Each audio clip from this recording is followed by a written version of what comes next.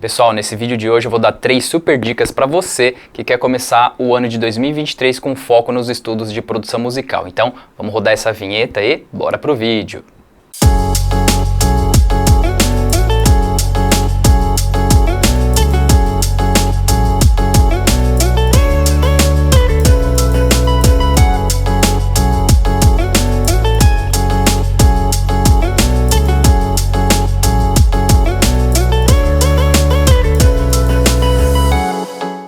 Salve galera, como é que vocês estão? Tudo bem? Eu espero que sim. Professor Ricardo Costa aqui falando e, como eu disse aí na introduçãozinha do vídeo, hoje a gente vai falar aí sobre 3 dicas para quem quer começar esse ano de 2023 com foco nos estudos de produção musical. Então pessoal, esses assuntos eu até já abordei em outros vídeos e hoje eu vou ter aí a oportunidade de fazer uma atualização para esse ano de 2023, tá certo? E aí pessoal, o que a gente vai ver aqui é o seguinte: uma primeira dica que eu vou falar aí para vocês é em relação aos computadores, né? Que tipo de computador, que tipo de configuração é interessante ter ali, né? Para começar ali a rodar os programas de produção musical. A segunda dica vai ser direcionada à monitoração, então a forma como a gente escuta, né, o que a gente está produzindo ali no computador é extremamente importante. E aí a terceira dica vai ser em relação a mais um equipamento que eu acho assim fundamental ter em mãos logo de início, tá certo? Então, sem demorar muito, vamos já trocar aqui de tela e ver ali as dicas que eu preparei para vocês. Bom pessoal, então partindo aqui para a primeira dica, relacionado aí aos computadores, né? A gente tem que entender o seguinte, ó, eu anotei uma configuração mínima inicialmente e anotei aqui também uma configuração mais atual, né? Pessoal, essa configuração mínima eu coloquei aqui porque o que acontece? Muitas vezes a gente já recebe aqui alunos que já têm algum computador, né? E não podem estar fazendo aí um investimento muito alto logo de cara, né? Então muitas vezes, pessoal, um computador que vocês tenham aí na mão já é suficiente para começar sim os estudos na produção musical e aí depois de um tempo vocês vão ali, né, guardando uma graninha para fazer um investimento em um novo computador no futuro, né? Então assim pessoal, muitos alunos que estudam aqui com a gente já tinham algum tipo de computador e aí precisou na verdade só de algum tipo ali de alteração não muito difícil, não muito cara, né, para a coisa funcionar um pouquinho melhor e funcionou super bem. Então pessoal, ó, nessa configuração mínima aqui, eu digitei ela meio que com essa ideia, tá? Caso você já tenha um computador aí em mãos. Então, ó, inicialmente, né, como eu não sei aí se a escolha de vocês será para um computador Mac ou um computador Windows, né, também não sei o que vocês têm aí, então é o seguinte, ó, na verdade até em relação a Mac e Windows, a questão é bem simples, pessoal. Para o Ableton Live, no caso, não importa. O Ableton Live ele tem um instalador para ambas as plataformas, então você pode rodar o Ableton tanto em computadores rodando o sistema operacional Mac, como você também pode rodar o Ableton Live em computadores que tenham ali o Windows. Então isso não seria um problema. Na verdade, pessoal, só apostaria atualmente em um computador Mac, já que eles são bem mais caros, no caso de um computador que eu precisasse para levar para o palco para uma apresentação ao vivo. Então, nesse caso, eu apostaria e investiria sim em um computador Mac, pelo sistema operacional ser um pouco mais estável do que o Windows. Então nós aqui usamos computadores Mac durante bastante tempo. Atualmente nós migramos para computadores do tipo Windows, mas a gente ainda mexe de vez ou outra ali em computadores Mac, e aí a gente entende bem, né? Conseguimos testar bem essas situações dentro do áudio, né, utilizando tanto o Windows como o Mac também. Então, pessoal, a questão do Mac, como eu disse aqui, seria somente para uma questão de uma apresentação ao vivo, tanto para a parte DJ também, né, ou para ali uma apresentação de um show onde o Ableton Live está ali também no meio da jogada e a coisa precisa rodar direitinho. Então, eu acho que não apostaria muito em um computador Windows. Então, para isso, ok. Agora, no estúdio, galera, não tem problema, tanto faz. Sendo um computador ali com Windows 10, né, ou agora com Windows 11, vocês vão conseguir rodar legal também, sem problema algum. Como eu disse, atualmente aqui nós só trabalhamos com computadores agora rodando o Windows e não computadores mais rodando o Mac, tá certo? Então, pessoal, voltando aqui então a uma configuração mínima, caso vocês já tenham algum computador em casa, ficaria nisso aqui, ó, um processador de no mínimo 7ª geração ou 8ª geração. O que é isso aqui, pessoal? Processadores da Intel, eles vão avançando de geração, né? Então, para vocês terem uma ideia, nós já estamos na 13ª geração. Então, os computadores hoje mais modernos estão saindo de fábrica ali com processadores de 12ª geração e 13ª geração. Então, pessoal, eu sei que se vocês tiverem aí, ó, um processador da Intel, um i5 ou i7, também tem essa questão da categoria do processador. São 3 categorias, na verdade são 4, tá, pessoal? Então, assim, os processadores mais fracos são os i3, aí vem o i5, o i7 e tem também o i9. Então, não adianta ser um processador de uma geração muito antiga, né? Então, eu coloquei aqui, ó, no mínimo, pessoal, um processador de 7ª geração ou de 8ª, que seria um pouco melhor, e no mínimo um i5 e sempre preferencialmente os i7, que são os processadores mais fortes, tá? E aí, em relação à memória RAM, 4 GB seria o mínimo necessário, tá, pessoal? Então, com 4 GB já dá para começar. E o HD, isso aqui é muito importante, principalmente para quem quiser utilizar um computador mais antiguinho. Pessoal, o HD tem que ser do tipo SSD, e aí existem, né, SSDs compatíveis com computadores mais antigos, e claro, os computadores mais novos hoje em dia já saem de fábrica também com esse tipo de HD. Pessoal, esses HDs, eles são muito mais rápidos do que os HDs antigos, tá? Que são os HDDs. Então, pessoal, o SSD, ele geralmente é o único upgrade que a gente indica o aluno fazer para que o computador dele mais antiguinho fique assim em condições legais para rodar ali o software e aí os primeiros projetos em produção musical, certo, pessoal? Então, se o computador não tiver com SSD, tiver com aquele HDD mais antigo, a coisa vai ficar bem lenta e bem demorada. Então, vale a pena investir num SSD, não é tão caro, por menos de R$300 já dá para comprar aí um SSD de praticamente 500 GB. Então, isso aqui é um upgrade bem interessante de se fazer, beleza, pessoal? Então, aqui fica a dica em relação a uma configuração mínima para quem já tem algum computador e está aí pensando, será que ele pode rodar, né? Será que ele funciona? Geralmente sim, pessoal. Se estiver dentro disso aqui, ó, formatado, bonitinho, com Windows 10 ou Windows 11, caso rode o Windows 11, né? Vai funcionar sim. A gente tem aqui vários exemplos, né? Porque os alunos, eles geralmente querem trazer os computadores deles também. Então, a gente tem aqui contato com diversos diferentes computadores, tanto mais novos como mais antigos. A gente, inclusive, já deu muita assistência e ajuda para os alunos nessa instalação de SSD, né? Então, não é muito incomum a gente fazer esse tipo de trabalho por aqui, beleza, pessoal? Bom, aí vamos agora para indicação de uma configuração mais atual. Então, pessoal, se tratando de uma configuração então mais atual, o processador pode ser de 10ª geração para cima, tá? Eu coloquei 11ª, porque esses de 12ª e 3ª, como eu disse, mais atuais, eles são bem caros agora, né? E não precisa de tudo isso. Então, se vocês conseguirem aí um processador Intel de 10ª ou 11ª geração, enfim, 12ª, sendo lá i5 ou i7, estará perfeito, beleza, pessoal? E aí, ó, memória RAM 8 GB, é bem interessante, um mínimo de 8 GB para uma configuração mais atual, e 16 GB é algo muito interessante também. Como eu disse anteriormente, pessoal, o que o Ableton Live mais vai exigir será o processamento, né, o processador e o consumo de memória, tá? Para vocês terem uma ideia, pessoal, o software Pro Tools, ele exige 32 GB de memória RAM para rodar tranquilamente num computador. Então o Ableton não exige tudo isso, claro. Eu acredito que o mínimo lá no Ableton, nas descrições lá, né, de especificações do que é necessário, 4 GB eu acredito que já é o mínimo que eles colocam lá. Mas, galera, 8 GB ou 16 GB seria perfeito, tá certo? E aí, provavelmente esse computador já vai sair de fábrica com um SSD para tudo já ficar mais rápido. Então, pessoal, se tratando de computadores, né, também não importa muito se é um desktop, se é um laptop. Aqui nós usamos os dois tipos. Aqui nós temos laptops e desktops com Windows, né, e rodamos o Ableton Live em ambos e funciona super bem. Desde que, obviamente, né, esteja nesses mínimos ali que eu acabei de mostrar para vocês, tá certo?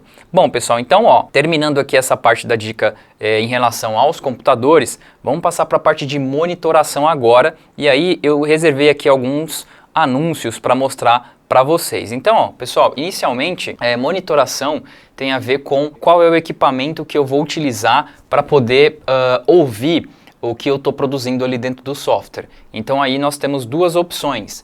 Ou vocês vão investir em um par de monitor de referência, que são as caixas, ou vocês vão investir em um fone. E aí, pessoal, para quem está começando, é claro que o ideal seria o fone, certo?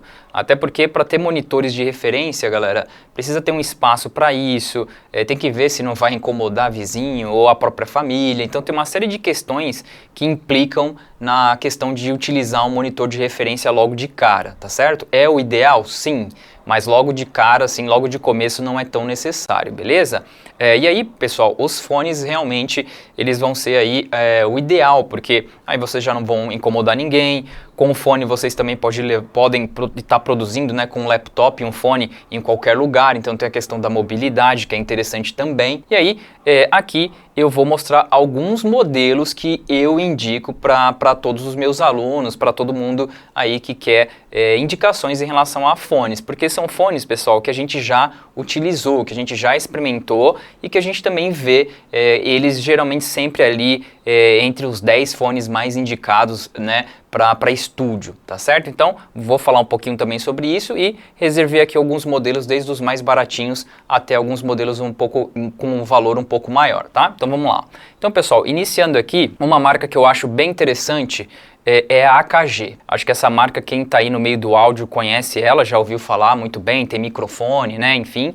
E aí, pessoal, ó, esse fone aqui, que é o AKG K240 MK2, eu mesmo já tive ele durante, sei lá, um ano e gostava bastante desse fone, tá, pessoal? Ele é bem flat, ele não tem um volume tão alto assim, né? Claro que não é um fone com volume baixo, mas ele é um fone bem flat. Então esse fone eu gostei bastante, fiz muito trabalho de mixagem com esse fone, né? Então iniciava um trabalho nesse fone e depois quando eu ia ouvir o resultado ali nos monitores, por exemplo, não estava tão diferente assim, né? As regulagens que eu tinha feito ali através do fone. Então eu achei bem interessante, ó. E é um fone que continua com preço bem interessante, ó. R$ 516, tá certo, pessoal? Então, o fone da AKG, esse modelo K240 MK2, eu indico, tá, pessoal? Aqui tem uma foto até mais interessante dele, ó. É bem bacana, tá certo? E aí, pessoal, ó, a AKG tem outros modelos também, mais baratos inclusive, mas é bom que vocês entendam assim. Essas grandes empresas, né, que são fabricantes de fones para estúdio e tal, elas não fabricam fones só para estúdio. Tem fones também que é para a pessoa só ouvir música na rua e tal.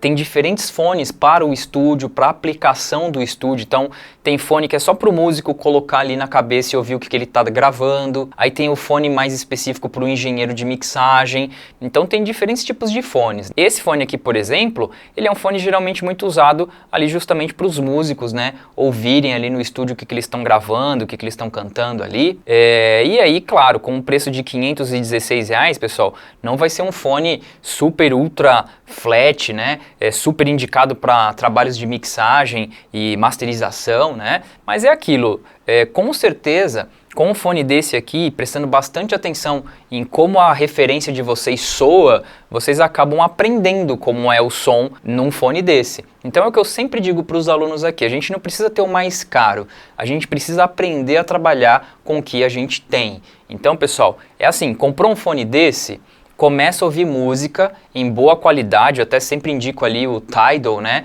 O streaming Tidal, porque ele streama, né, a música em qualidade de CD, diferente do Spotify, que tem uma perda de qualidade ali. Então, ó, pegou um fone desse, ou qualquer outro fone aí, até os mais caros, o ideal é começar a ouvir música em alta qualidade, as músicas que você tem como referência, ou até mesmo os seus próprios trabalhos que você já conhece, através ali do fone, para já ir conhecendo como é que o grave, o médio, o agudo, como é que as frequências soam ali naquele fone, para que quando você estiver trabalhando no software o seu som, você já tem ali uma noção, né? Pô, o grave tem que ir até tanto, que eu já conheço que o grave nesse fone até tanto fica legal. Então, pessoal, é possível fazer bons trabalhos com fones mais baratos, com monitores de referência mais baratos, sim. O lance é aprender a trabalhar com o que vocês têm, certo? Então, ó, primeira dica fica aqui, então, para o AKG K240 MK2. Vamos para a segunda indicação. Ó, esse aqui, pessoal, é bem conhecido.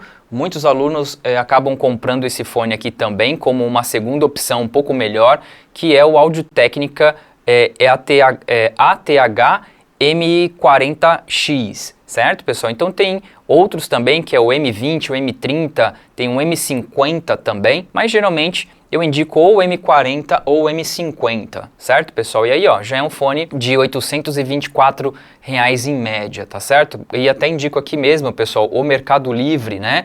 Porque tem vários vendedores legais ali e aí dá para achar uns preços bem interessantes também.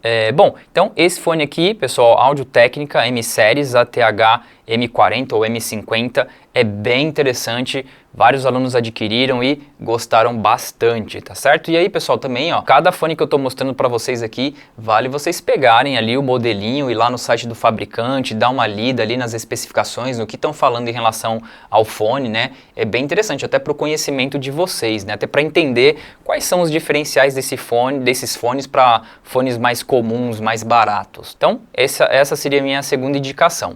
Vamos para a terceira indicação, pessoal. Ó, agora já entra numa marca que eu gosto muito, inclusive neste momento, né, o fone que eu estou utilizando aqui agora é exatamente esse aqui, ó. Então a marca é a Sennheiser, pessoal, tá uma marca alemã muito interessante, que já está aqui no Brasil, com site oficial, venda oficial dentro do Brasil, já está nacionalizada, né? Então, ó, esse aqui, pessoal, ele na verdade é um fone indicado muito para DJs, né? A questão é, eu tenho esse fone há mais de 15 anos, pessoal. Esse fone eu tenho ele há bastante tempo.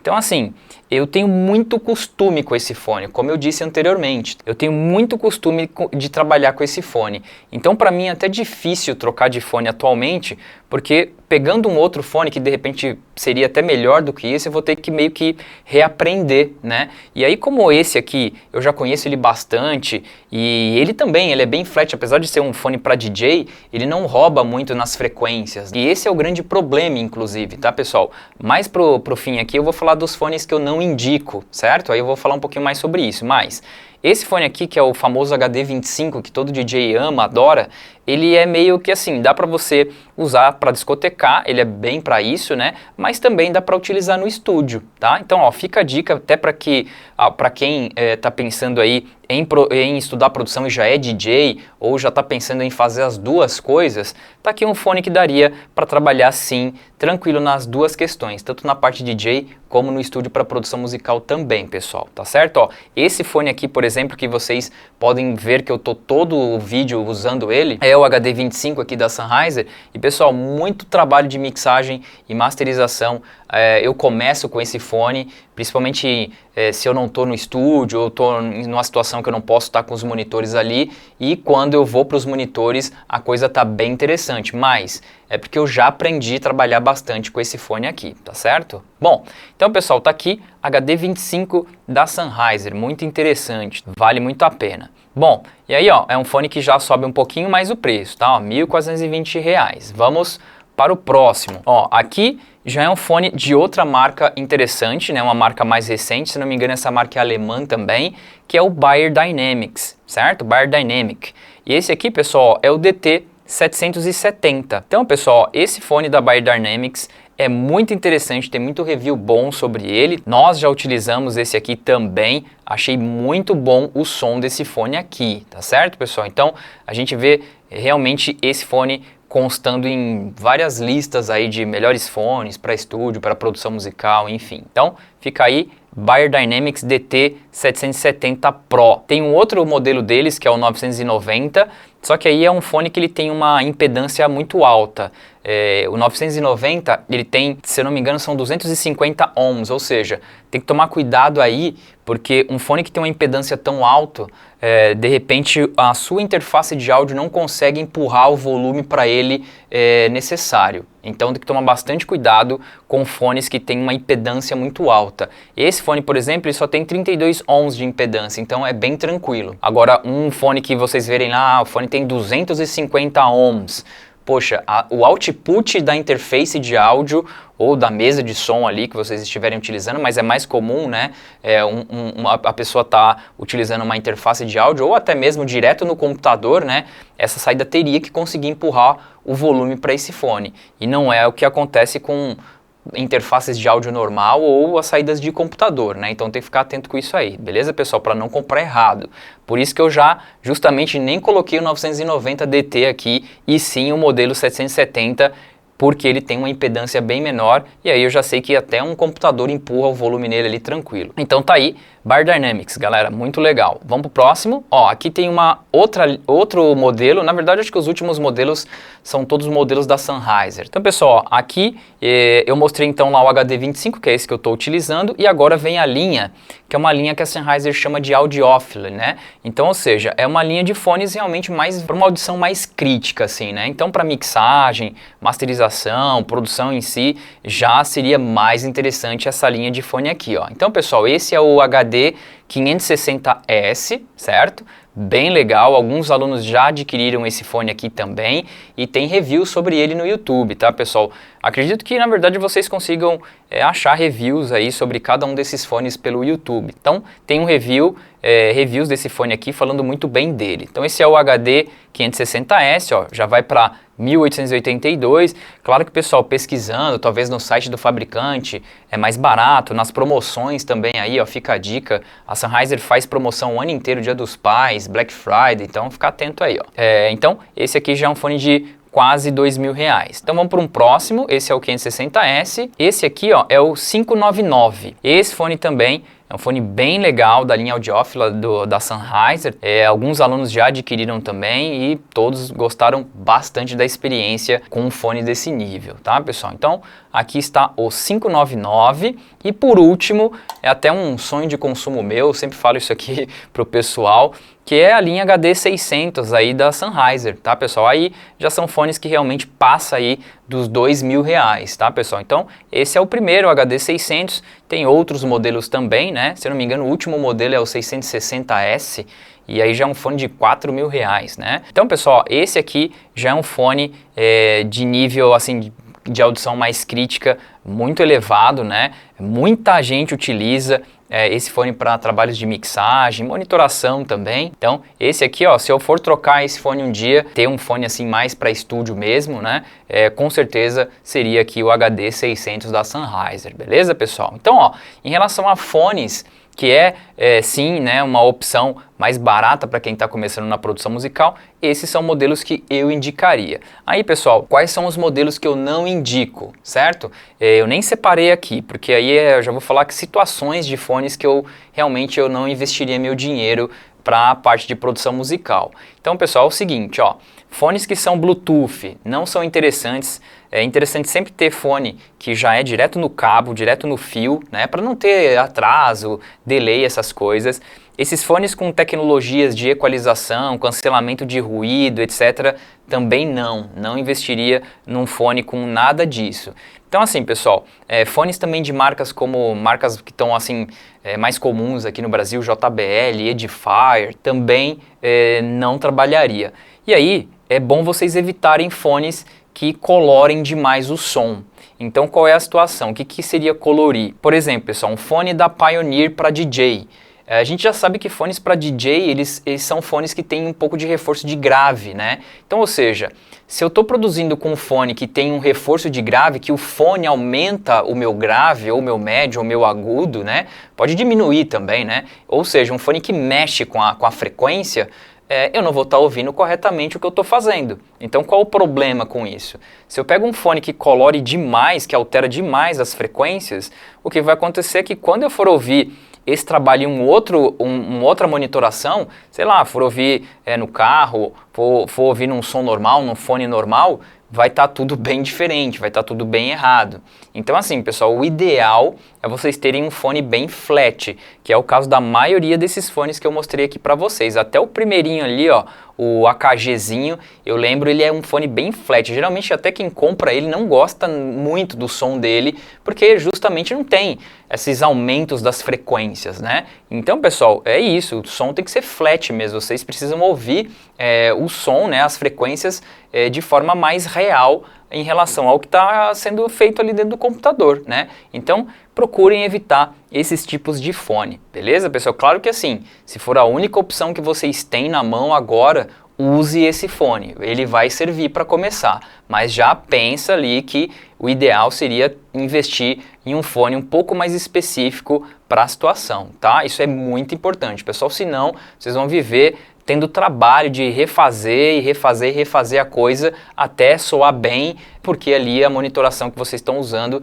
tá te enganando o tempo inteiro, tá mentindo para você ali o tempo inteiro, tá certo? Então, esses tipos de fone eu não recomendo. E aí, pessoal, vamos aqui agora para a terceira e última indicação, dica, né? Aí, para quem vai começar esse ano de 2023 estudando produção musical, né? Então, pessoal, ó, a dica é para os teclados MIDI, certo? Tecladinho, pessoal, tá aqui, ó. O nosso tá aqui do ladinho, ó, sempre fica aqui, sempre trabalhamos com ele aqui nas aulas, né? E aí, pessoal, o que é o importante em relação ao teclado MIDI? Por mais que vocês não saibam tocar o instrumento ali, né, o teclado, ou não tem experiência em tocar, é muito importante ter um teclado controlador MIDI para poder sempre já ter experiência de estar tocando, né, os timbres que vocês estão escolhendo ali para as músicas que vocês forem compor. Então não é muito interessante ficar ali o tempo inteiro pintando as notinhas ali com o mouse, né,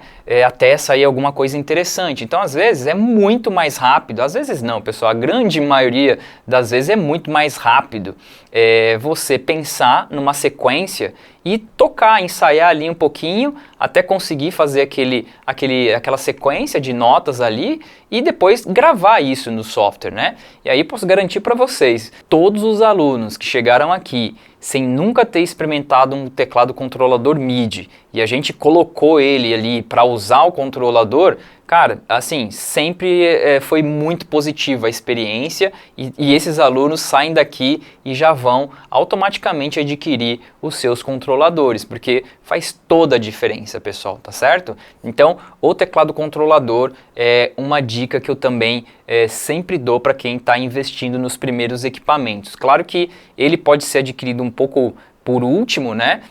Mas é interessante vocês não deixarem para comprar muito depois, porque senão vai ficar ali preso na coisa de produzir música só pintando as notinhas ali, ali na área de escrita, né? E não é muito legal, tá certo, pessoal? Então, ó, aqui eu coloquei o modelo da Novation que nós utilizamos, que é exatamente esse que eu mostrei, que é um mais moderninho agora, que é o Launchkey Mini MK3. Bastante cuidado, tá, pessoal, porque esse teclado aqui tem modelo dele mais antigo à venda ainda, que é o MK2, e é mais interessante vocês comprarem um MK3, tá? Até porque esses teclados controladores MIDI, eles já são produzidos e fabricados para trabalharem muito juntos ali de forma automática com o Ableton Live, tá, pessoal? Então é interessante pegar essas versões mais recentes. E aí, um outro também bem conhecido da galera é o Akai, né? O Akai MPK Mini. E esse aqui também já está na versão MK3, tem muitas versões aí, MK2, MK1 ainda à venda, beleza, pessoal?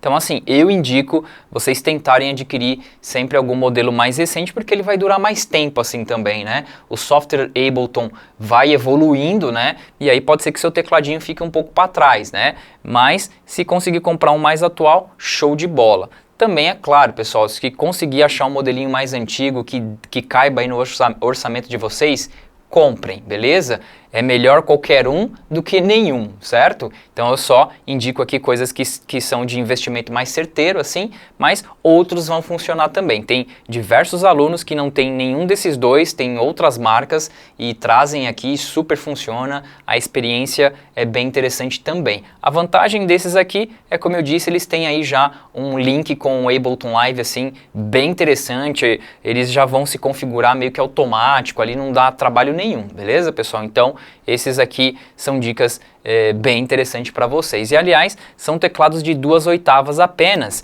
E se vocês precisarem de teclados maiores, vou começar a estudar teclado, que aí já não é interessante ter um desse pequenininho, todas essas marcas, né, tanto a Kai como a Novation, tem também as versões maiores. Então é só dar uma pesquisada que vocês vão encontrar as versões maiores desses teclados aqui. Beleza, pessoal? Então é isso. Essas foram as 3 dicas aí de equipamentos e sobre os computadores para vocês que vão começar esse ano estudando produção musical.